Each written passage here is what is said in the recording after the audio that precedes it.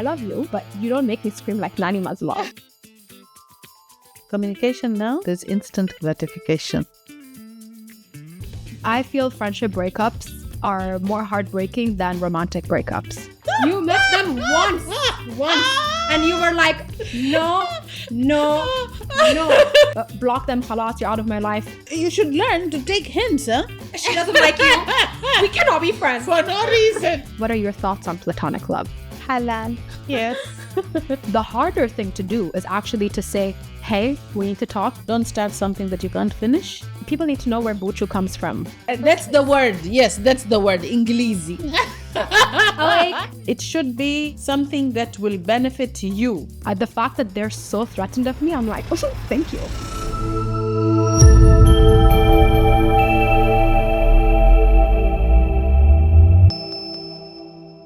Assalamu alaikum and welcome back to Press Pause with Jouhayna. Hi there. So, Mom, this is part of the podcast where it's called Dear Jouhayna, where people send questions for you. Yes. And this specific episode, we're going to talk about platonic love. And in the upcoming weeks, we're going to talk about self-love and romantic love. So are you ready for your very first question on platonic love?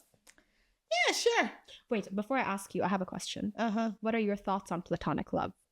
Platonic love, I feel, is a very healthy kind of love because it's halal. Yes. And also, I feel that it boosts your, it brings out the good in you because you don't expect anything, and the physical aspect is definitely nullified. So there's no expectation from anyone, and you're just friends.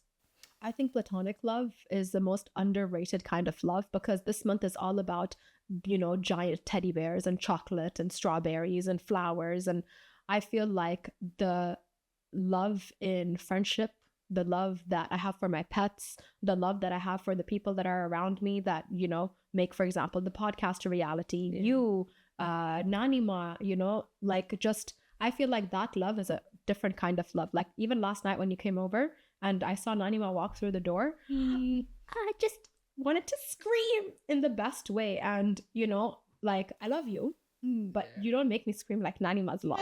That bond. It's an undescribable emotion. Yeah, it's such a strong bond. And in my opinion, it's my favorite kind of love because... Yeah, between a grandma and a grandchild. Oof. Oh, yes. I agree. So yes, okay, so are you ready for the questions that have been sent in? Yes, sure. Okay. Dear Jouhayna, what advice do you have for somebody navigating the loss of a platonic friendship due to misunderstandings or drifting apart? I would say one has to go down to the cause of the drifting apart because of the miscommunication. And that is applicable with any kind of a friendship, If you do not communicate, it will not last. So make sure you have a healthy communication with this individual. And if you didn't have it from before, I would suggest forget about this one till the next. Yeah, don't try to patch things up. Life is too short. Yeah. Don't try to patch things up. You just go ahead. And in your next relationship, it's a lesson learned. Relationship in the sense it's platonic. So whenever you make a friend, make sure that you communicate. And if it still doesn't work out, maybe there's something wrong with or incompatible with your ability to communicate with a friend. And try and work on that. Yeah, I think so. I think that is it, mostly. I think when you do reach that moment where you're like, what's happening between us, or there's that discomfort in a friendship, and I've been there. I feel friendship breakups are more heartbreaking than romantic breakups. That, at least in my experience, that's how I have felt.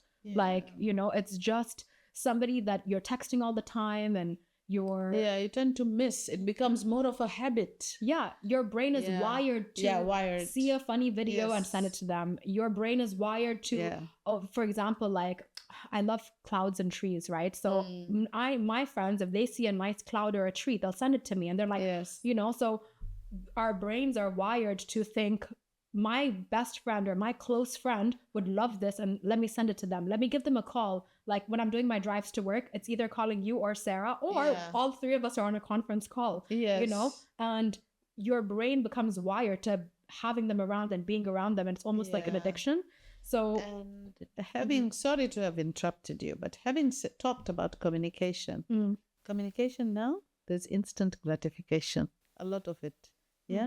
Immediately you want that effect, whatever. Oh, I saw this tree, okay, I have to send it to her or something like that. And there should be appreciation from that. If it hasn't come, there are many memes which come with that. Oh, 6 minutes have passed and my friend hasn't replied to my meme, or, you know, whatever. So everybody gets worked up. That's instant gratification again. That's why my sent receipts are off. I'm like, you don't know if I've seen your message or not. Okay, that makes sense. So you see, it should be, try to incorporate a lot of face-to-face meetings. Like, try and be a bit old-fashioned here. Yeah, you know, I agree. I think it's important to hang out in person. Yeah, hang out in person and reduce all this extra, you know, social media communication ways, because those ones will help you drift also away faster. You become friends faster in social media, and you will also blocked. Yeah, you know. It is very rapid on both ends. Yeah, we call it instant gratification, or it's called, as you know, it's an on impulse. You work a lot on impulse. Whereas if you give things time, it's a dopamine hit. Definitely, yeah, that's the gratification part where the dopamine really hits. Yeah. So, and you know, that for me is what I was going to say, is the communication part is really important. Yes. And I feel like if you are drifting, if you send a text about it, it can be misunderstood and misconstrued because you don't hear the tone. So a voice note, if you're not in the same country or the same place and you really need to get something off your chest. But also I feel like if you have the opportunity and the privilege to be able to meet in person, sit down and talk about it. Yes. But you need to reflect if you want to actually fix things. Yeah. Because okay, you're already drifting. Is there even 1% of you that's a little bit happy that has happened? Yeah. Right? And I know it's a little bit not expected for me to say that, because are you sure you actually want to fix things? Or are you fixing things because your body and your brain is so wired to having them around? But deep down, are they good for you? Definitely. What led to the drifting to happen in the first place? Yes. And to ask yourself, do I want the drift to continue? If the answer is yes, then my advice is do nothing. Yeah, prioritize yourself. I always say that, love yourself, prioritize yourself. Exactly. And then that's your answer. And you can either allow the drift to happen, and then you are then in power of how that's happening, because you're like, you know what, actually, I don't mind this person exiting my life. And is it worth it to do it in a harsh way of the virtual block, you know? Yeah. Block them, khalas, you're out of my life, done. Or do you just allow it to be a gradual, slow burn that eventually fizzles out? So that's the biggest question. The harder thing to do is actually to say, hey, we need to talk. I love you. Let's sit down and have a conversation. Or let's get on a Zoom if you're not living in the same country, or a Google Meet or whatever it is. That's actually so much harder to have that confrontation. So it's up to you what you want to do. But I think the most important part is to have a conversation with yourself first of how you want that to continue. Whether you want the relationship to carry on or not. And sometimes maybe even allow the drifting apart and that space between you to take a moment to reflect. How does my life feel without them? Do I like it? If I like it, let it fizzle out. If I don't like it, all right, they mean a lot to me. Let's try to make this work. And it has to be a two-way street. Maybe they don't want to be friends with you. I know. You should learn to take hints, huh? There is a small hint. I'm gone. Manifestation, the sea. Exactly. Let me take this one off. What did you call this thing again? Buchu? Wait, so people need to know where buchu comes from. Buchu comes from something what I think is cute, because I had a little Pekingese dog. She was a rescue to me. She was a rescue. Sabicha. So I used to call her lovingly. I used to call her Buchu. And that one resembles Buchu. It does resemble Buchu. So that's Buchu for you. Okay, so question number 2.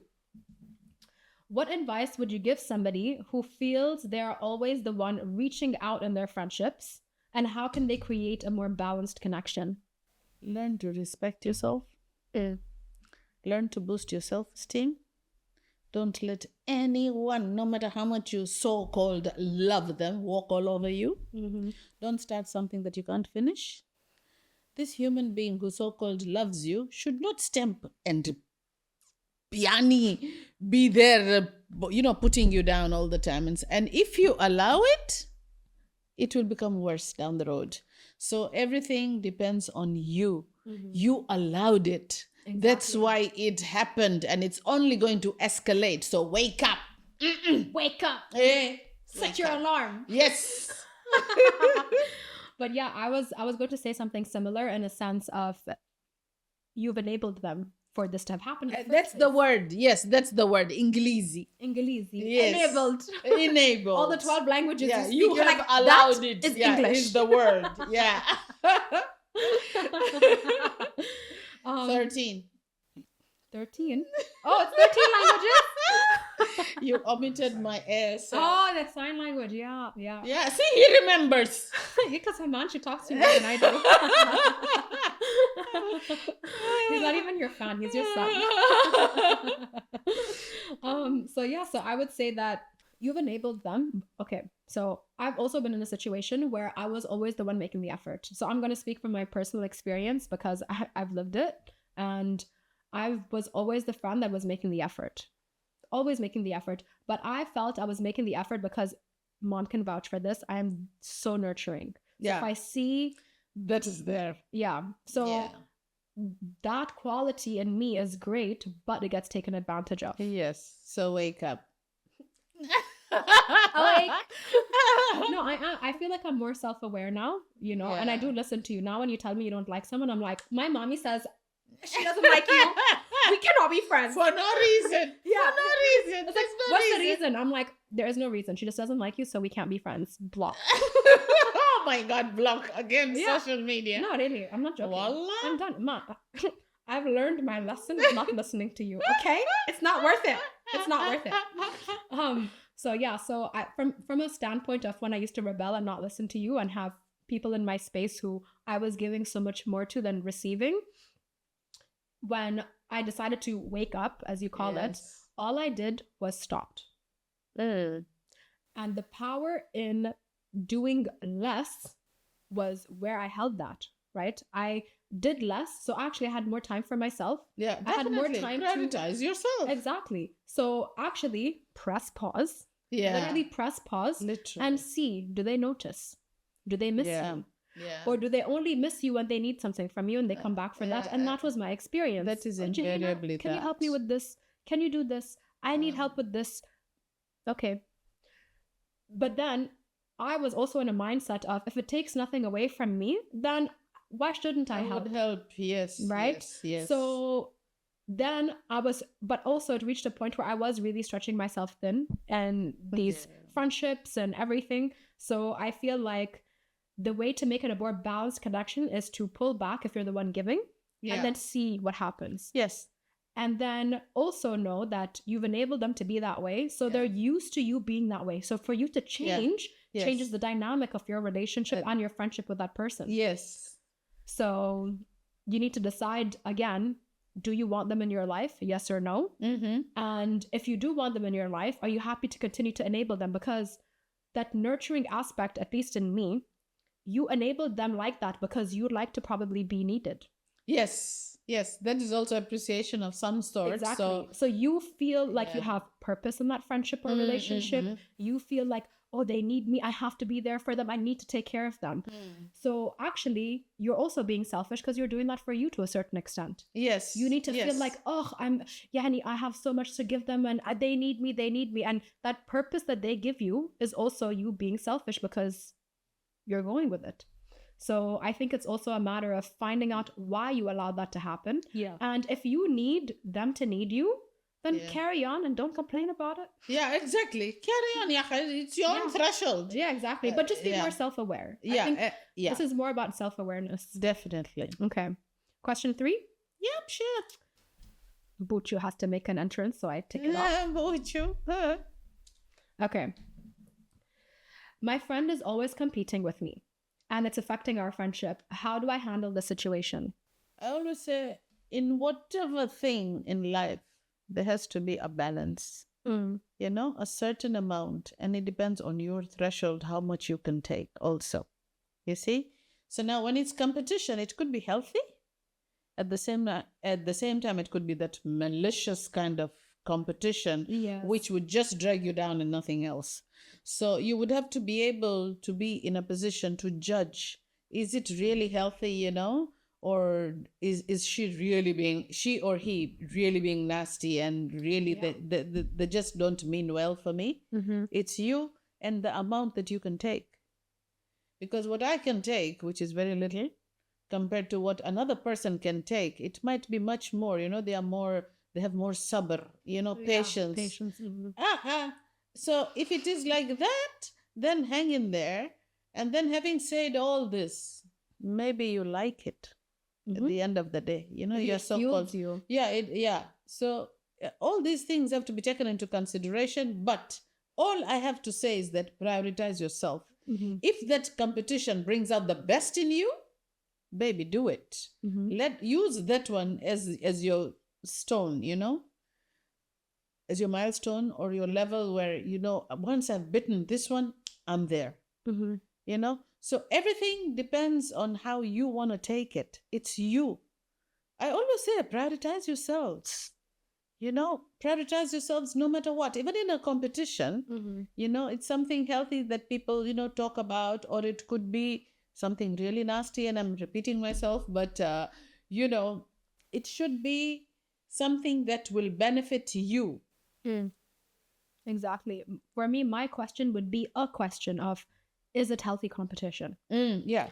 Analyze is it healthy competition where you're actually bringing out the best in each other? Yeah, exactly. Yeah. Right? Yeah. And if you are, great, keep going. But it can get very toxic very quickly, even if both of you really love and care for each other. Yeah. And you could clash because it's like, I need to be better, I need to do better. And that's the case. But it also can be so beneficial when you do have that perfect equilibrium and that balance of pushing one another. Yeah. It brings out the best of both. Yeah. Exactly. Both the friends. And I do genuinely believe that the right amount of competition is good. But unfortunately, the more common is the toxic part. It's true. There's competition. Like even with the podcast, I don't even have to go far. With the podcast alone, I know for a fact that behind my back, there are people who also are in the podcast space talking about my show who claim the show is something that it isn't. And I won't mention how negative it was because they don't deserve more limelight than that. But dissuading guests to come on my show because Jouhayna is actually going to ask you XYZ that is inappropriate. Oh. Yeah. Allah Kareem, my nasib will come from me. Yeah. And whoever is going to come on my show, they are treated with love, respect, and everything. But when I found this out, it came from somebody that literally I see them as like a sister, like a mentor, a big sister to me. Yeah. And when they came to me and said, yo, this is what they're saying about you and just be careful, I said, let them. The fact that they're so threatened of me, I'm like, oh, thank you. I just started my podcast and this is somebody with an established show that's doing well that's trying to bring me down. So I was like, carry on. Yeah. Carry on, so. Use it as a stepping stone. Yeah, exactly. Yeah. If anything, that's the case. And if people choose to believe that, time will tell. And when they meet me, they'll be like, oh, that person's actually a liar.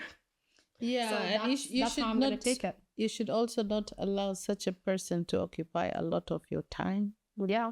Or energy. Exactly. That's it's fine. Not worth it. You met them and you said no. And that's why you met them once. And you were like, no. And all you said was, I don't know why, just no. And then what happened? I still tried to be kind to this person because the nurturer in me was like, oh no, like let me take care of them, no, and then boom, came and bit me, and I was like, my mother was right, I'm done. After that specific person, I'm like, khalas, anyone she doesn't like, we don't like. So that's why whenever I introduce it to anyone, I go later on, Do we like them? Give me some incubation period, more of a, lag period for me to analyze. You are so eager. Mom, what do you think? What do you think? Yeah, what but do you know I what? think? Your first instinct is usually right. So, why should we let it marinate? Yeah, no. You're not a slab of chicken. You'd be warned if Yeah. it was. Yeah, But exactly. If it's not, I just keep quiet. Then let it just marinate a bit. Yeah. No, but that's the point. So I feel like going back to the point of the competition, that competition just like know who your enemies are as well, because I feel that also is all a part of it. So if it's healthy competition, great. If you do feel it's turning toxic, speak to them if it's worth it. Otherwise, just let it be. You go your way, I go mine. Exactly. Yeah. Exactly. So, Mom, thank you so much for taking the time to explain everything to everyone, and for everybody sending in the questions. We really appreciate them. If you want to send more questions to us, you can do that on info@𝐬𝐻𝐫𝐞, and I'll make sure it's in the description below and you can copy paste it and send us all your questions. Stay tuned for next week, where we will be talking about self-love. Please do not forget to like, subscribe, share, and comment. This specific week, we're going to talk about self-love. Inspired by a cat, I look after myself inside and out. Whenever you come over, because you're like, Jouhayna, I need to do my oil pulling. Right? To move on, you have to grieve. Because people think self-love is just telling yourself, I love myself, I'm done. Rebuild, just because the person left you, you stop loving yourself? Grieve, but don't take too long to grieve, and I don't agree with that. Everything that happens is for a reason, and the reason is good. You are a ping pong ball. Ping pong, ping pong, pong. Focus on the present, but khalas, breathe now, meditate now, do yoga now. Something is meant for you. Yeah. Even if it's on the other side of the world, it will find its way to you. Learn to live. People don't live, they just survive. Oh my God. People gulp their food down like dogs. Being 13 and insecure, that was like, oh my God, like I'm beautiful.